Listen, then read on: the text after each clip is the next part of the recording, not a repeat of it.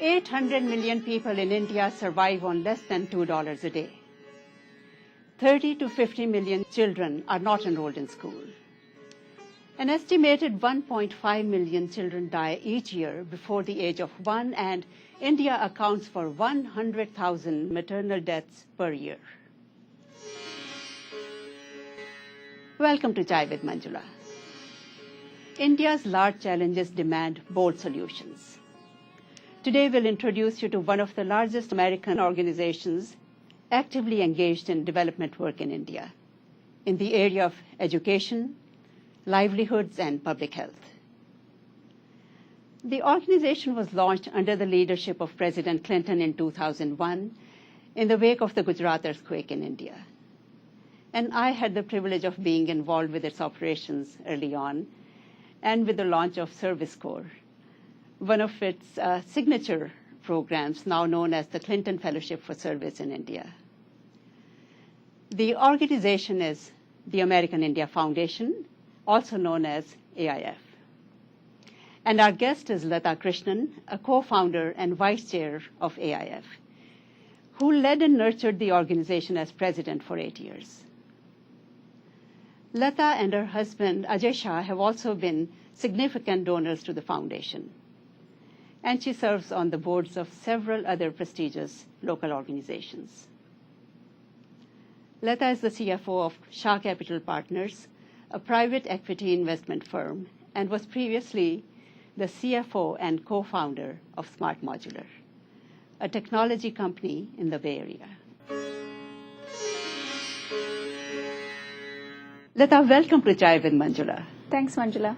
It's good to see AIF doing so well, and today I'm looking forward to sharing the story of AIF with our viewers and now listeners also on ePrasaran Internet Radio. So tell us, what is AIF about and what are its major accomplishments over the years? Well, the AIF stands for the American India Foundation, and it's a foundation that's about 8.5 years old and started with the leadership of President Clinton. Mm-hmm. And we see ourselves as a platform in the United States focused on institutionalized giving and focused on garnering the resources in the United States, both from a monetary standpoint and from a technology and infrastructure standpoint, mm-hmm. to deliver good to India. So when you think about the hundreds of millions of people in India who have no access to education or a livelihood or health, these are the areas that AIF is focused on. Okay. And so we have 5 significant programs, signature programs that we work with to deliver education to the forgotten children of India, to deliver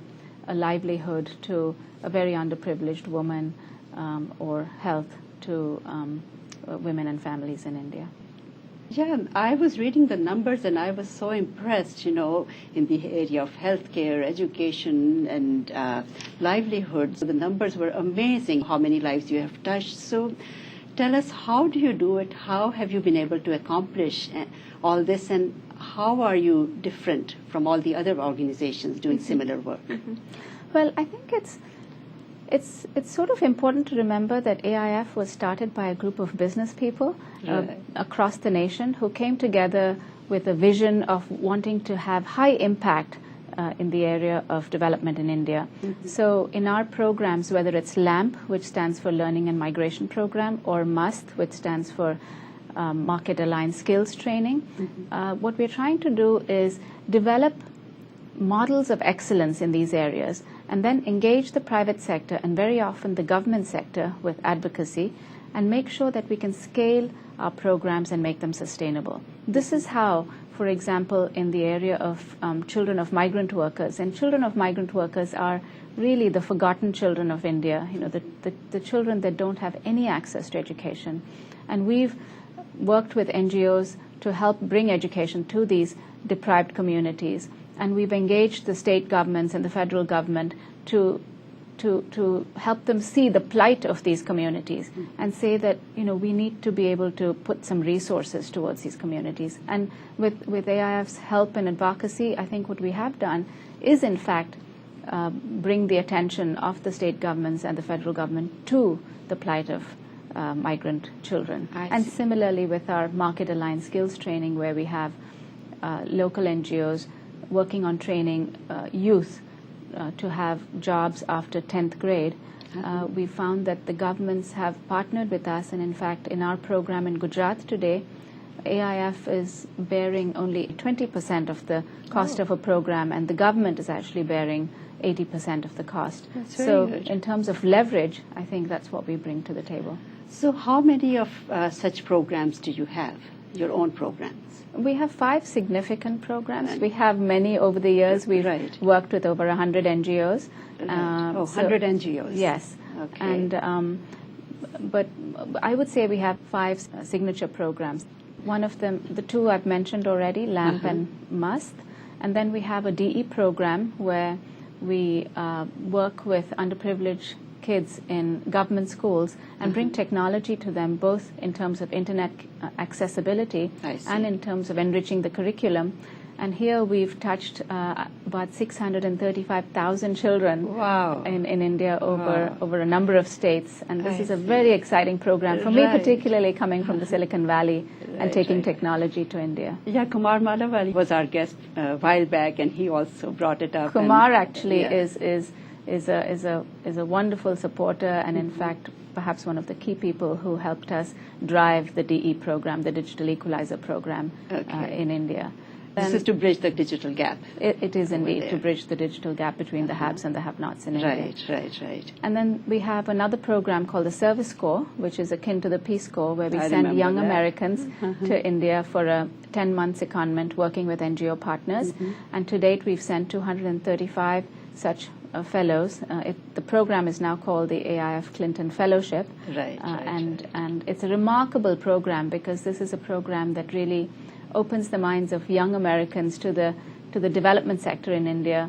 And often we find that some of our fellows actually want to stay back in India and continue to work with our NGO How partners. interesting. I Yes. remember it when it was launched, that time I was helping AIF. And Exactly. I may even have some pictures somewhere of the Exactly. first group that went. Yes, Okay. indeed. And then the 5th program that is of note is our Rickshaw Sangh, where we're trying to enable rickshaw pullers across India to help them own their asset. And this is another program that demonstrates the value that an organization like AIF can bring in terms of partnering with the private sector. So here, what we've enabled poor rickshaw pullers to do is partner with local banks. I So see. AIF works with the bank to say that we want the banks to lend, commercial banks to lend to the rickshaw puller I and see. establish a credit history. And if the rickshaw puller defaults, then AIF would provide the collateral. Of course, we find that the communities that are in this program are in such desperate circumstances, and they are so full of gratitude that someone is willing to step up to the plate for them, that the default rate is extremely low. And so That's- we find that within 12 that's to 18 impressive. months, a rickshaw puller can actually own his or her own asset. And your work which is all over India? It's all over India, all over the northern states, the western states, the southern states. And so we are what we're trying to do really as an organization is really be the catalyst, be a facilitator. Now, obviously, it's a very successful organization and a very well-respected name. What makes it so successful? What are the strengths of Well, AIF? I think we think of ourselves like a venture capitalist. So we Because think most of the people involved are Yes. entrepreneurs. Indeed. Right. So we think of investing in either a management team or a product that is exciting for Okay. us in India, in the sector of development. And we manage it much like a VC does. So Okay. what we structure our memorandum of understandings in a very business-like fashion, and we make sure that the nonprofit works towards the goals and objectives that we've together set up, and that tranches of money are really only given to the NGO as and when they meet their objectives. Okay. So it's a very it's a business proposition. So what we're trying to do is on the one hand, enter the field of development in India with our hearts, because we are all people who want to help underprivileged families, but use business techniques and strategies to make sure that the investor who is investing in us in the United States feels good about the fact that they're investing with AIF, because they get the best bang for their buck. Okay. Because what they're doing is investing in an organization that helps them scale, helps them leverage, helps them do all the things that businesses are meant to do, but at the same time, make sure that we're working with NGOs where we don't often have the answers to everything. So we work with partners, and we really we go in just saying that we really want to help. Tell us what we can do to help. So that's the major difference. You're running it like a business venture. We're running it like a business venture. I would say that the second major differentiator is that we have an entire team of people in India. So this is not run by volunteers from the US trying to do good work in India, thousands of miles away.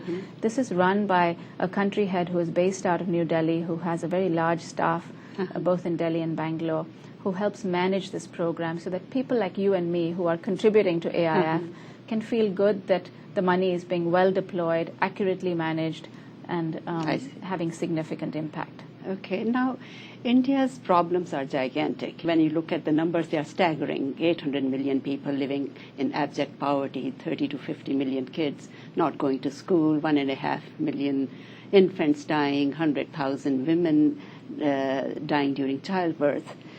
So what is your vision for India?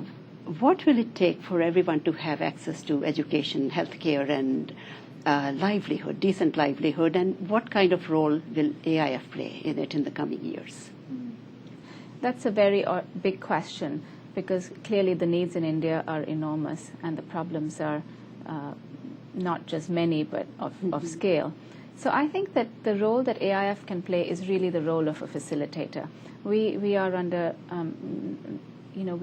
we don't for one moment believe that this organization can solve all the problems of India. Right. But we do understand that combining business, the private sector and the public sector with the development sector is very important.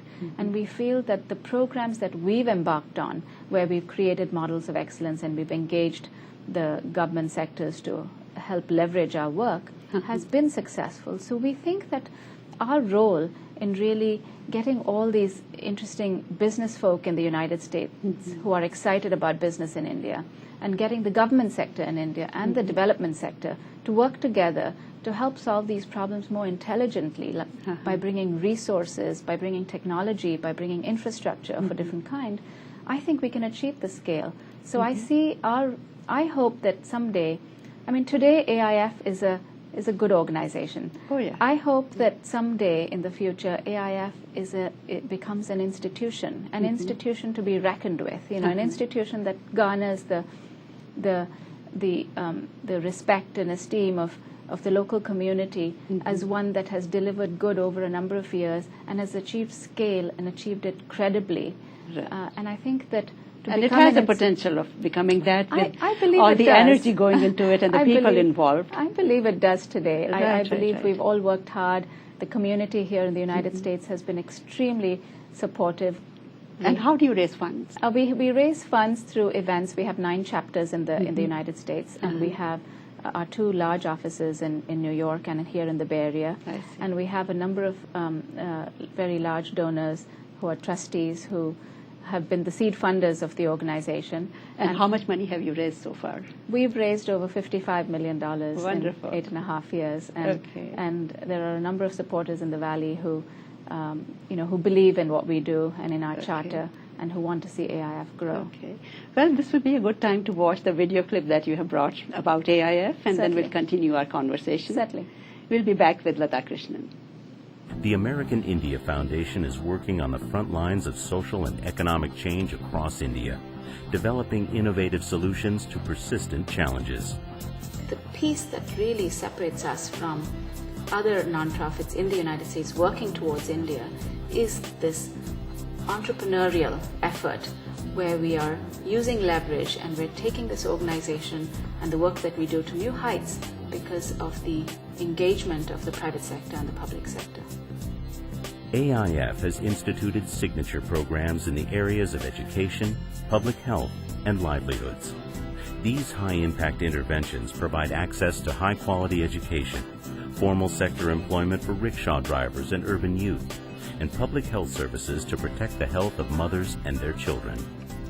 This work of education is very important because the children will get new opportunity of studies and they can develop themselves toward the new world, and they will get new opportunity of livelihood. So I think the computers are so very important for that. This will help students to not only making their careers, but also they are enhancing their knowledge. तो मैंने documentary से ही सोचा क्यों ना मैं documentary director बनूं। AIF partners with the best local non-governmental organizations to build and replicate successful interventions to achieve change on a large scale. In doing so, AIF has enabled hundreds of thousands of poor and marginalized Indians to build a better life for themselves and their families. મને નર્સિંગનો interest હતો એટલા માટે હું ત્યાં આવી પછી ત્યાં મને રેખા મેડમે બહુ જ સારું શીખવાડ્યું બહુ જ સારું જેથી હું અહીંયા અત્યારે છું OT assistant. The Umeed program is important because it is making this youth employable. It is equipping them with a set of skills by which they find a place in the employment market. Garage তো দিলোঁ দি কেনে ময়ো বহিলোঁ বহি কেনে কামাই অলপ হ'ল এতিয়া আগত কৰি জনাম ল'ৰা ছোৱালীকো পঢ়ালোঁ. AIF is also developing the next generation of socially engaged leaders in the United States and India through the Clinton Fellowship and its support of social entrepreneurs. The opportunities that a program like AIF provides is like hands-on practical experience. So, I mean, I learn every day. It's a constant learning experience, and in schools, that's exactly what you want. People like myself and yourself are voices for the underprivileged. The underprivileged and the underserved and the forgotten of India don't have a voice representing them. You and I are that voice, and we need to take that seriously. India's development challenges demand that all those who care about the country and its people join in the effort to create a better tomorrow. Welcome back. Our guest is Lata Krishnan, co-founder and a vice chair of the American India Foundation. Lata, thanks for showing us that video clip. It's great to see smiling faces of people whose lives have been touched by AIF. And Touches me every time I watch the video. I'm sure. So, yeah, tell us what do you feel when you see pictures of people whose lives have been touched and knowing that you had something to do with it? It's, the impact of your efforts over there. How does it make you feel? How rewarding is it for you? Well, it's actually very humbling because there are so many millions of people who need help in India, and we've been able to touch. While for us there are large numbers, they really, it's a drop in the bucket. That's so true. with our programs, with LAMP, with our children of migrant workers, who are really the forgotten children of India, we've touched the lives of over 235,000 children. With our Rickshaw Bank program, we've touched 8,000 rickshaw pullers. With our DE program, we've touched 635,000 kids in our DE program. We've sent over 230 AIF Clinton Fellowships to India. And with our MUST program, where we empower young people with livelihoods, we've touched 45,000 people. So, I mean, these are good numbers, but I think that, and it certainly attests to what AIF is capable of, because we're a group of business people trying to use strategies and our heart to deliver good to India. But I think the possibilities are so much more. And I think that while many donors feel that they are helping people in India, I think that when you're involved in God's work and work like this, you kind of come away feeling that we are the ones who are being helped, because it touches and touches us in ways that other work doesn't, and when you give, you receive, actually. It's food for the soul. Right. The greatest joy in life is giving. Indeed. And giving doesn't have to be only of money. There's giving of time, skills, energy, resources, like President Clinton puts it so well in his book. Absolutely. And giving doesn't have to be about going through non-profits. These days you can even engage with for-profits and make a difference. And of course you have a summit coming up later on this month in the Bay Area about social enterprises. So tell us a little bit about that. This is a very commonly used word these days, social entrepreneurship and social enterprises. What is a social enterprise, and give us a few examples of that? Well, a social entrepreneur is really an entrepreneur who focuses on the social good. So For example, we have, with AIF, we have our Clinton AIF Fellowship where we send young Americans to India to work with NGO partners. But Ashoka is a great example of an organization we partner with,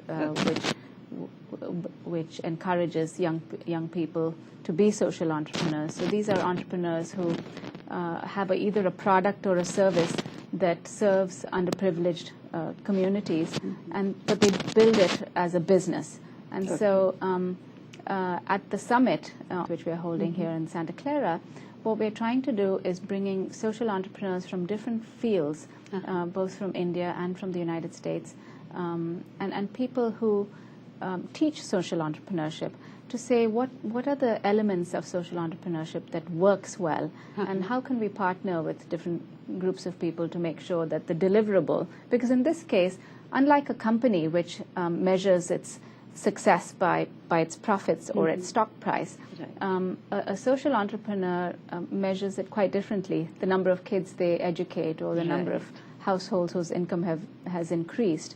And so I think the deliverables become a little harder to quantify, and that's the challenge that social entrepreneurs have. And what are some of the good examples of social enterprises? We have actually, for our summit, we are working with an extraordinary group of people. We have David Bornstein, who is going to be our keynote speaker. We have Ved Arya, who runs a group called Srijan. We have Brij Kothari, who's been working with Reuters Digital Group. And we have a young lady by the name of Leila Jana, who runs a program called Sama Source, which takes work from the United States to poor communities in Africa and India and enables them to increase their livelihoods. So these are all people who feel that they want to use their business capabilities for the greater good. So there are so many NGOs that were started by individuals. In fact, the father of social entrepreneurship is really Bill Drayton of Ashoka, who left his career at McKinsey and decided to start an organization that funds social entrepreneurs. In the Bay Area, we have Bill Draper, who funds a number of social entrepreneurs. There's John Reed John Woods of Room to Read, who's a social entrepreneur. So there are many in India and in the United States who are great examples of just one individual starting a venture, but delivering a product or a service to an underprivileged family. I see. So for aspiring social entrepreneurs out there, what would you say? What is the potential for them, and what are the resources available to them in terms of networking opportunities, guidance, mentoring? I think the world is quite different today. I was just speaking at Berkeley the other day, and there are a number of young people who are taking courses in social entrepreneurship and who are idealistic, who want to change the world, who want to go to Africa and make a difference to someone's life. They don't just want to be an investment banker and make money. I mean, there are many who want to do that as well. And I think both are necessary, And I think it's wonderful to be able to fuel and encourage young minds who think they really want to change the world for the better. So there are groups like AIF, that provide a good platform and provide a base of understanding in the development sector, certainly for India. There are many other nonprofits in the U.S. that encourage social entrepreneurs. There's the Skoll Foundation that funds a number of social entrepreneurs around the world. There's, as I said, Ashoka that funds a lot of social entrepreneurs. And when is the summit? What's the date? The summit is being held on May 24th at the Silicon Valley Bank in Santa Clara. And we're doing it in partnership with Stanford.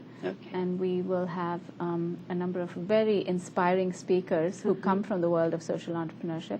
And I think that, the beauty of a summit, I mean, a number of nonprofits have events in the United States that are largely fundraising events. But I think the beauty of a summit is that for those who can't travel to India and visit programs, which is the best way to touch your heart with a program, then the second alternative is to attend a summit much like this, because what you see at the summit is the content, is the work that's being done on the ground. In many ways, the summit is a platform where we can bring the work that we're doing on the ground into Santa Clara, into an auditorium that's filled with people who want to be inspired and engaged. I can see your face light up when you talk about the work that you are doing. And your work is not confined only to India. I know you are involved with many organizations here in the Bay Area also. So tell us what other causes touch your heart and which other organizations you are helping here in Well, the my Bay husband Area. Ajay and I really believe that it's important to give back both in the United States, in this incredible valley which afforded us the ability to do the same, and back in India where we come from. And so in the Bay Area, my personal focuses are with women and children. I'm on the board of an organization called CEO Women that helps immigrant women get a leg up and learn how to run a business. And this program has enabled every graduate of our program to increase their annual income by $26,000 per year. Wow. I'm also on the board of the Commonwealth Club, which is Really an incredible organization. forum. Yeah. Also on the board of the Global Heritage Fund, which is an organization whose charter it is to help restore heritage sites around the world. And then Narika, I think. You are involved with Narika, aren't yes, you? Narika is an organization that I really am supportive of, because I think that it's really unfortunate that we have domestic violence in our communities, and I think each one of us needs to educate our they are women. doing very and good work. We they're had doing- them on our show also. And in fact, just yesterday I got an email from a woman in India who used to be in the valley, and she's seeking help. So I'm thinking of connecting her to Narika Good. or Maitri. Well, it sounds like your program is really connecting the dots and helping doing a bit. nonprofits do their best as well. Thank you. And any other organization that you? No, those are like the four to nonprofits I'm a part of. I'm I also see. very tied to the business world. That's true. You're but wearing I many think- hats. What is your message before we go? What is your message for our audience? How can they get engaged if they are interested? How can they make a difference? What would you like to say to our audience and listeners on ePrasaran? Well, I just love Gandhiji's quote about be the change that you want to see in this world. And I think that don't wait for tomorrow. It's time to act now. You don't have to be rich to act. I think it's just being engaged in your community and making a difference to even making a difference to one life is very meaningful. So act now. Well, Lata, on that inspiring note, we come to the end of our conversation. Thank you, Manjula. And I thank you very much for coming by and telling us about the remarkable work that AIF is doing. It's my pleasure. And of course, your dedication and commitment is commendable. Thank you. And I wish you and AIF all the best and continued success, and hope to see you again. Thank you. Appreciate it. Thank you. Well, that's all we have for you today. Our guest was Lata Krishnan, co-founder and vice chair of the American India Foundation. For more information about AIF, you may look them up at aifoundation.org, and you may watch this show again at chaivithmanjula.org.